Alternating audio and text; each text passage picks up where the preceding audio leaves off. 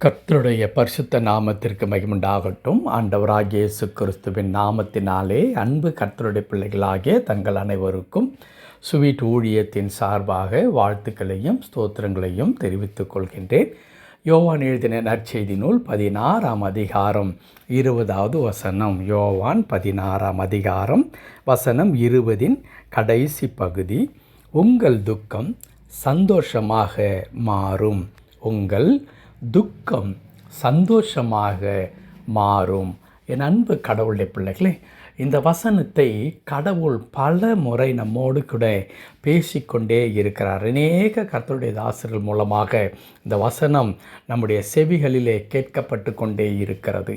ஏன் sweet devotion மூலமாக கூட ஓரிரு முறை இதற்கு முன்பதாகவே இந்த வசனத்தை நாம் தியானித்திருக்கின்றோம்.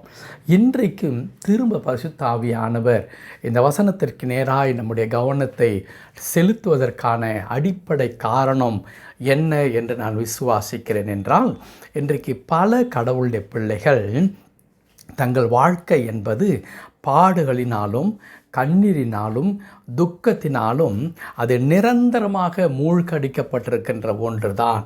அதிலே இருந்து வெளியே நான் வருவதற்கு எந்த விதமான வாய்ப்புகள் இல்லை. ஒவ்வொருவருக்கும் ஒவ்வொரு பாடுகள் துன்பங்கள் இருக்கிறது. எந்த குடும்பத்தை எடுத்துக்கொண்டாலும் அந்த குடும்பங்களில் ஏதோ ஒரு பிரச்சனைகள் இருந்து கொண்டு தான் இருக்கிறது. ஒரு சில குடும்பத்தில் வியாதியாக இருக்கலாம், இன்னும் ஒரு சில குடும்பத்தில் கடன் பிரச்சனைகளாக இருக்கலாம், இன்னும் ஒரு சில குடும்பங்களில் தொழிலில் தோல்வியாக இருக்கலாம், பிள்ளைகளுடைய வாழ்க்கை பிள்ளைகளுடைய காரியங்களில் பிரச்சனைகள். இப்படி குடும்பத்திற்கு குடும்பம் பிரச்சனைகள் நிறைந்து தான் காணப்படுகிறது. இதுதான் இந்த உலகத்தில் நமக்கு விதிக்கப்பட்டிருக்கின்ற ஒரு விதியாக இருக்கிறது. ஆகவே நாமும் கூட இந்த துன்பத்திலும் இந்த பாடுகளிலும் தான் நான் வாழ்ந்து கொண்டிருக்க வேண்டும் என்ற எண்ணம் அநேக கடவுளுடைய பிள்ளைகளுக்கு கூட இருக்கிறதை நாம் பார்க்க முடியும். உலகத்தாருக்கு அவைகள் இருக்கலாம், ஆனால் கடவுளுடைய பிள்ளைகளுக்கு அநேகர் இப்படி தான் நினைத்து என்ன செய்து கொண்டிருக்கிறார்கள், வாழ்ந்து கொண்டிருக்கிறார்கள். ஆனால் கடவுளுடைய வார்த்தை என்ன சொல்லுகிறது? நம்முடைய வாழ்க்கையை குறித்து, நம்முடைய எதிர்காலத்தை குறித்து கடவுளுடைய வார்த்தை என்ன சொல்லுகிறது என்று நாம் ஆராய்ந்து பார்க்கிற நேரம் நமக்கு இல்லை. அப்படிப்பட்டதான எண்ணங்களும் நமக்குள் வருவதில்லை. என் அன்பு கடவுளுடைய பிள்ளைகளே, ஒரு காரியத்தை நீங்களும் நானும் புரிந்து கொள்ள வேண்டும். எப்பொழுதும் நம்முடைய வாழ்க்கையை எவற்றோடு ஒப்பிட்டு பார்க்க வேண்டும் என்றால் கடவுளுடைய வார்த்தையோடு கூட, வேதத்தோடு கூட ஒப்பிட்டு பார்க்க வேண்டுமே தவிர பிறரோடு கூட நாம் என்ன செய்யக்கூடாது, ஒப்பிட்டு நம்முடைய வாழ்க்கையை பார்க்கக்கூடாது. அவர்கள் எப்படி இருக்கிறார்கள், நான் எப்படி இருக்கின்றேன், அவர்களுக்கு இதெல்லாம் இருக்கிறது, எனக்கு இதெல்லாம் இல்லை, அவர்களுடைய பிள்ளைகள் நன்றாய் படிக்கிறார்கள், என் பிள்ளைகள் நன்றாக படிக்கவில்லை, அவர்களுக்கு இவ்வளோ வசதி இருக்கிறது, பணம் இருக்கிறது, எனக்கு இல்லை.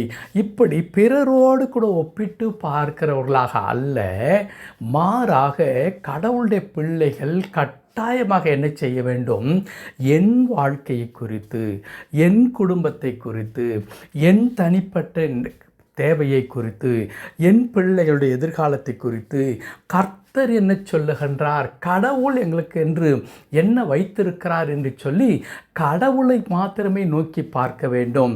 அவர் நமக்கென்று கொடுத்திருக்கிற வார்த்தைகளைத்தான் நாம் சொந்தம் பாராட்டி கொள்ள வேண்டும். அப்படி செய்யும் பொழுதுதான் இந்த உலகத்தில் நாம் ஆசீர்வாதமாக நாம் இருக்க முடியும். ஏனென்றால் கடவுள் எந்த ஒரு மனிதனையும் அவர் விருதாவாக அழைக்கவில்லை. தாயின் கருவில் உன்னை நான் பெயர் சொல்லி அழைத்தேன் என்று சொல்வாரானால் ஏதோ ஒரு காரிய நோக்கத்திற்காக ஆண்டவர் விருதாவாக அல்ல, அவர் மிகவும் மிகவும் முன் குறித்து தெல்ல தெளிவாக ஒரு நோக்கத்தோடு கூட கடவுள் தெரிந்து கொண்டிருக்கிறார்.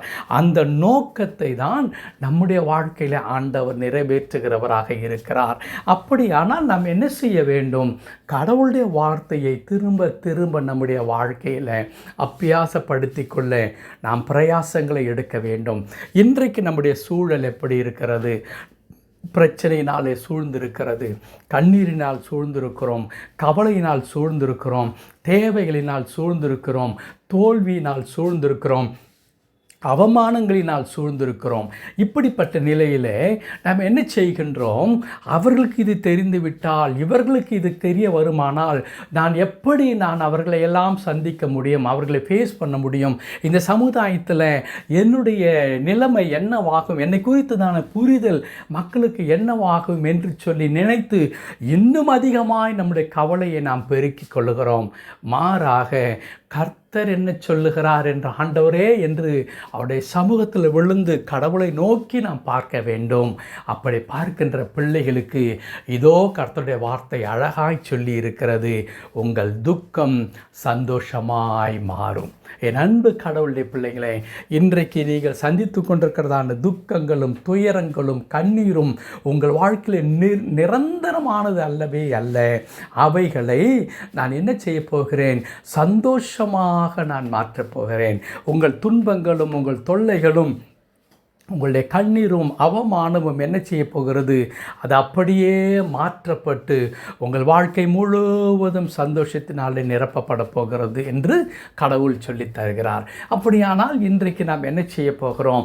பிறரை குறித்து நாம் சிந்தித்து நம்முடைய துன்பத்தையும் துக்கத்தையும் அதிகரித்து கொள்ள போகிறோமா? மாறாக இல்லை, கர்த்தருடைய வார்த்தை என்னை பற்றி சொல்லுகிறது, என் ஆண்டவர் என் துக்கத்தை சந்தோஷமாய் மாற பண்ணுவேன் என்று சொல்லி இருக்கிறார். ஆகவே ஆண்டவர் இந்த துன்பத்தையும் இந்த துக்கத்தையும் ஒரு நாள் அகற்றிவிட்டு என் வாழ்க்கையை சந்தோஷத்தினால் நிரப்புவார் என்ற முழு மகிழ்ச்சியோடு கூட தைரியத்தோடு கூட ஆண்டவருக்கு நாம் நன்றி செலுத்த போகிறோமா? ஆராய்ந்து பாருங்கள், யோசித்து பாருங்கள். துன்பத்தோடு கூட நீங்கள் இருக்க கடவுள் உங்களை தெரிந்து கொள்ளவில்லை. மாறாக இந்த துன்பத்தின் மத்தியிலும் ஆண்டவரே உம்முடைய வார்த்தையின்படியே என் துக்கத்தை நீர் சந்தோஷமாய் மாற்ற பண்ண போகிறீர், அதற்காக உமக்கு நன்றி என்று நீங்கள் சொல்லும் பொழுதே உங்களுக்குள்ளாக ஒரு தைரியம் வந்துவிடும். நீங்கள் அப்படி கர்த்தரை துதிக்கும் பொழுதே உங்களுக்குள்ளாக ஒரு ஞானம் வரும். நீங்கள் அப்படி கர்த்தரை சோதரிக்கும் பொழுது ஆண்டவர் உங்களுக்கு ஒரு வழி நடத்துதலை தருவார். அப்பொழுது இந்த துன்பத்திலே இருந்து நீங்கள் எப்படி வர வேண்டும், இந்த சூழ்நிலையிலே நீங்கள் என்ன செய்ய வேண்டும் என்ற எல்லா விதமான ஆலோசனை உங்களுக்கு பிறக்கும். ஆகையால் அன்பு கடவுளுடைய பிள்ளைகளே, துன்பத்தை நினைத்து கவலை நினைத்து கண்ணீர் வடிக்காதீர்கள், கர்த்தரை துதியுங்கள் என்றால் ஆண்டவர் சொல்லுகிறார், உங்கள் துக்கம் சந்தோஷமாய் மாறும். கர்த்தர் தாமே உங்களை ஆசீர்வதித்து தொடர்ந்து பாதுகாத்து வழி நடத்துவாராக. ஆமேன், ஆமேன்.